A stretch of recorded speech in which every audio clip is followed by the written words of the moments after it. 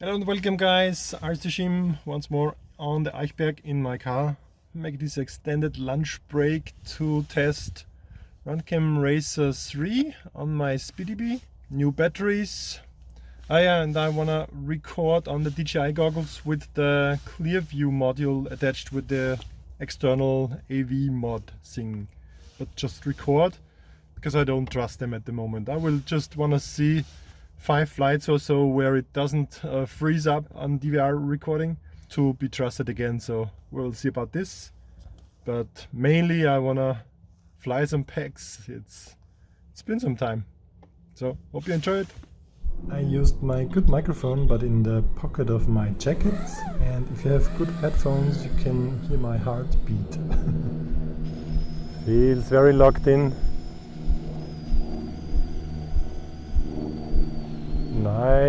Nice looking colors. A bit too much blue tint for my taste maybe. So okay, there is some, Runcam.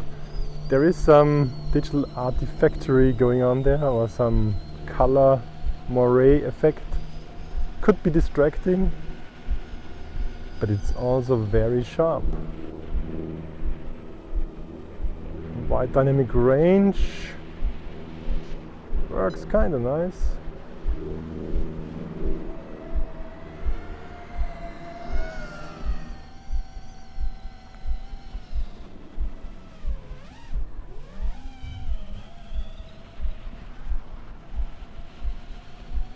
Nice and low. Oh,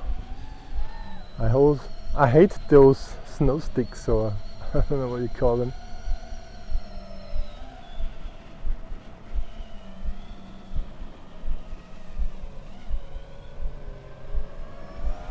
And you see nice here that in the shaded areas it's some snow, and it's also kind of a blue tint.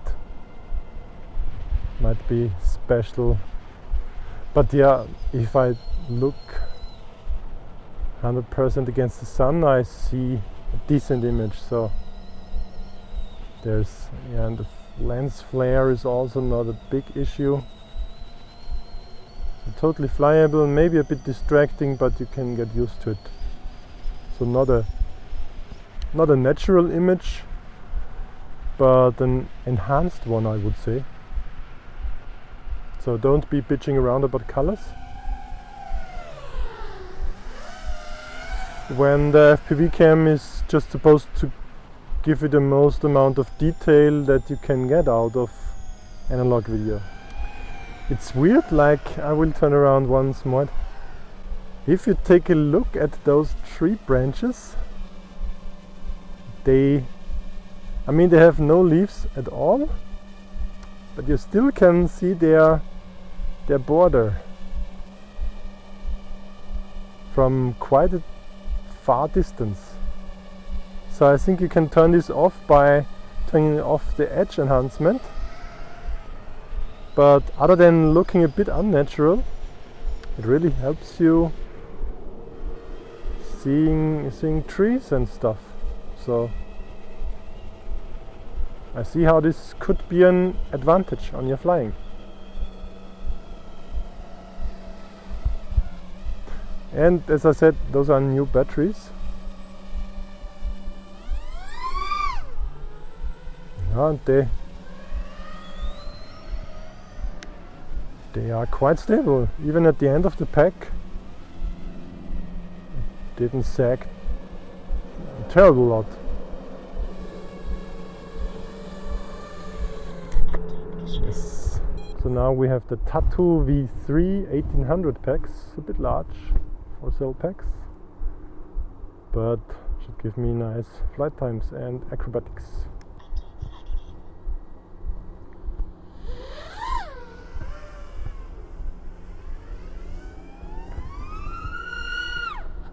Screaming.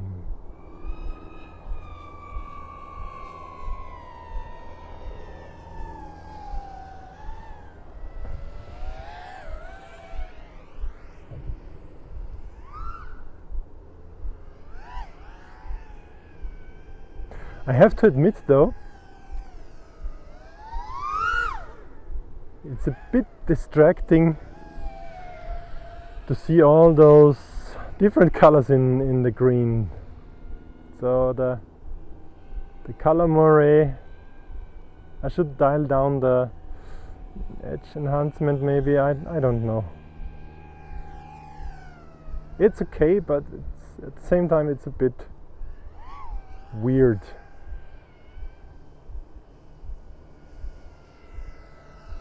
Go for it.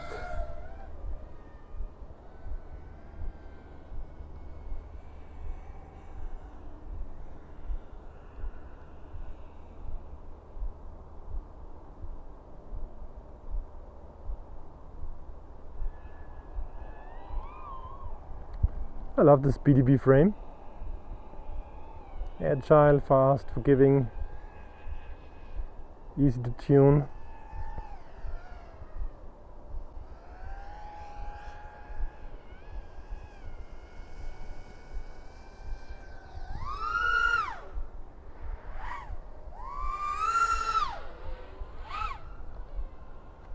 Okay, so I know why I just had them recording there, them DJI Goggles.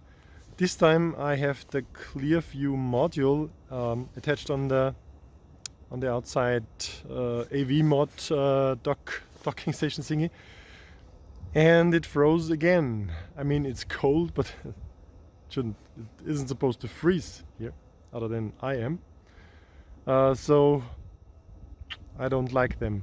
As long as they, maybe I'll just leave them goggles on without recording now and see if they freeze even if they are not recording. We will test this, but I wouldn't feel safe flying with the DJI goggles at the moment with analog. They never froze on me in digital though. So now you have the screensaver. If I press something, I come to the last image that it recorded. It's not recording at the moment, but it stopped recording while I was flying in the air, like half the battery pack. So if I imagine that I would have a frozen image while flying quite fast with this copter, it would have been a total crash. I think that's a software bug, and I should check if there is a new firmware for the goggles.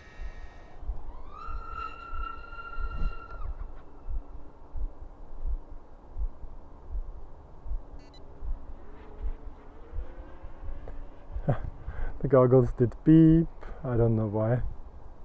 It's kind of distracting when you're in a dead dive and the goggles beep on you.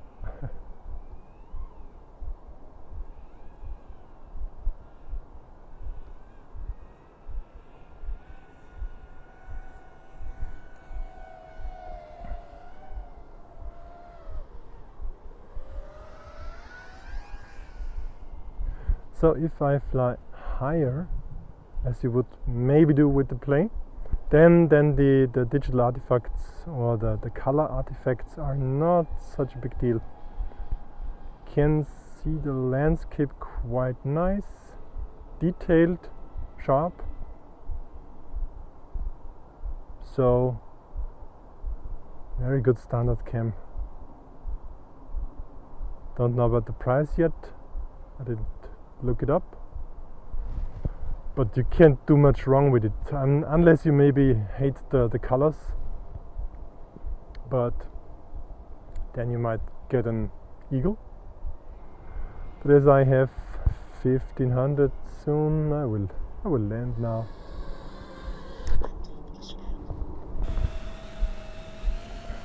Let's try to fly epic with this.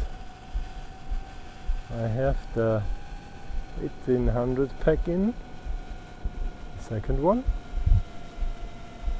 I'm in super view mode. I think I hear a train coming.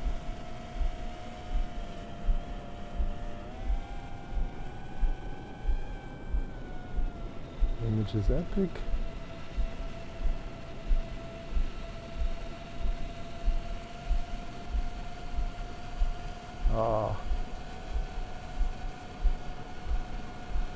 I will probably just make it an epic round here with this light fog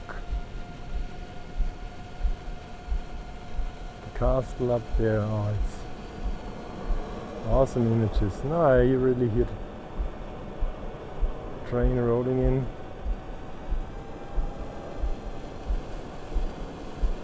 Yeah, there it is.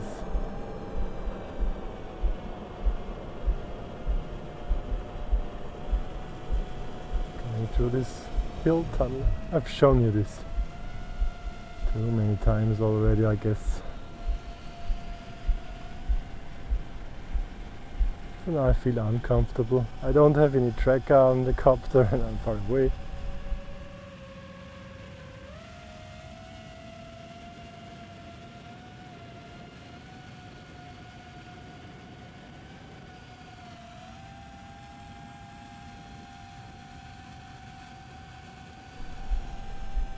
Okay, so flying against the sun, I hardly see any details in those trees down there.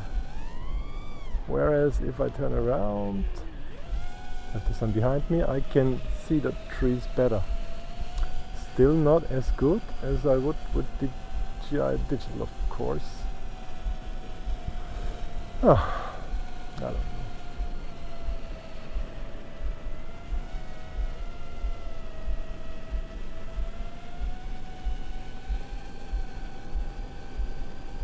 Now it's a pretty epic light here.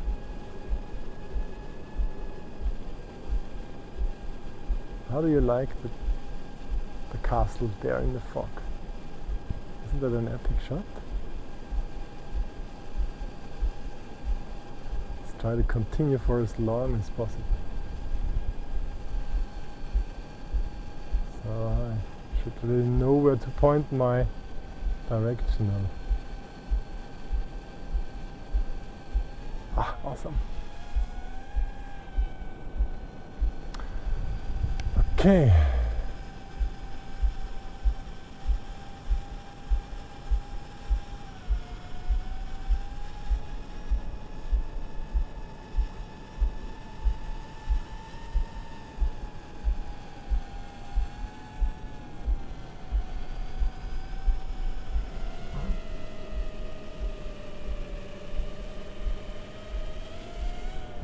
Okay, I think it's time to land it. 100, 3.6. Epic journey so far.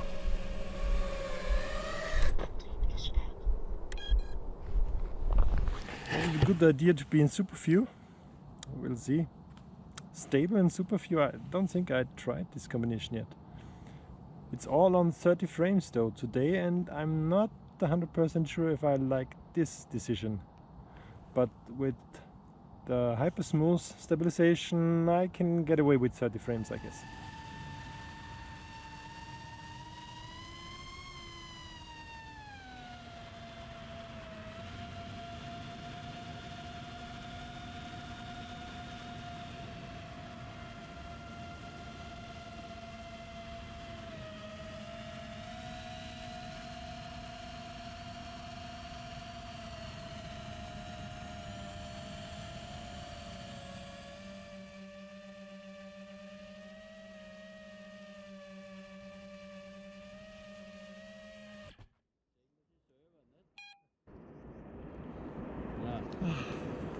Das kann man vorstellen. Wenn man alles vor sich tragt. Yeah. Okay, it was a nice little training and test session up here. The DJI with AV in still freezes. And then I had 2 flights without recording, without freezing. It's not conclusive yet, but Runcam Racer 3, yeah, decent image. Color artifacts in the grass. It's a bit distracting, so kind of mixed emotion. It's damn fast, of course, but most of them are. And light handling, on the other hand, this is quite good. In very difficult situations, like over there, flying against the sun over the trees, you see almost no details in the trees.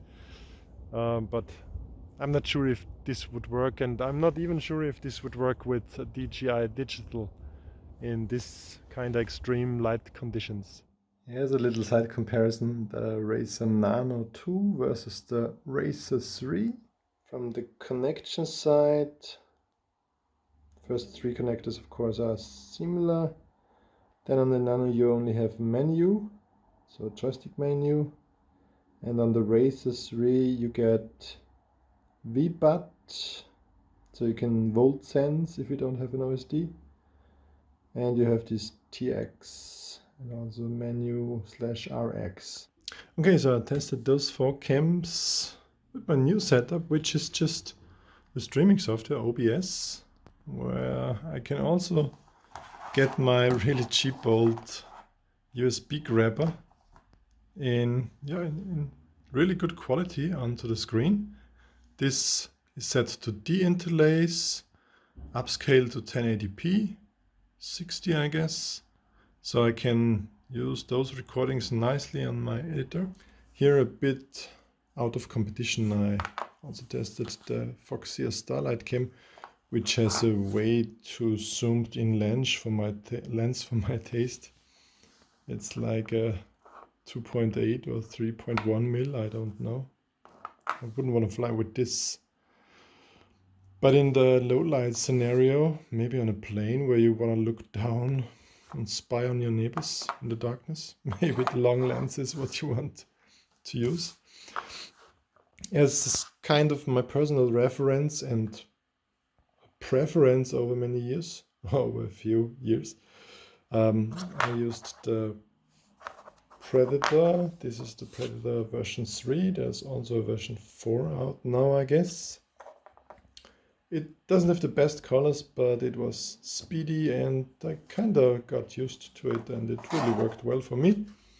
And those are the 2 Runcams, the Racer3 and the Racer Nano 2. In terms of quality, I thought that the Racer Nano looked a bit worse than the Racer3. Their wide dynamic range, when you look against the light, looks a bit cloudy. I noticed from the tiny Predator, from the Predator micro cameras, where I didn't like this too much. So maybe that's a trade-off of the, what's it, an M8 lens? For the size and for the weight. Speaking of which, what's the weight? A mere 6 grams, where the Nano is 4 grams. In comparison, a mini-sized Predator is 12 grams. And the normal-sized Foxeer Cat is 15 grams.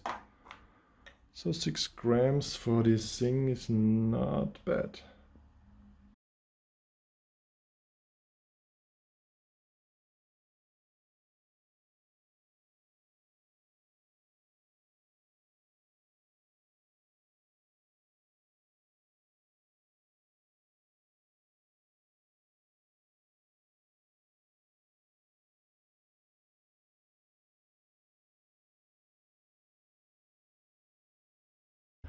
Mainly it was just really nice to fly again up here, and I'm not sure how I got together the footage. And still I have tons of footage which, when I look at it now, it seems not worthy to post, but then when I make my head around this and I cut a video anyhow, most of the times I kind of like the outcome, so let me know in the comments if I should post more flight videos. And as always, thanks a lot for watching. Hope to see you again soon, maybe in a live session in the hangar. I enjoyed this kind of videos. Maybe even see you in person if you have the balls to Skype call into my live session, which I also very much enjoyed. Until then, thanks for watching, see you next time, bye for now.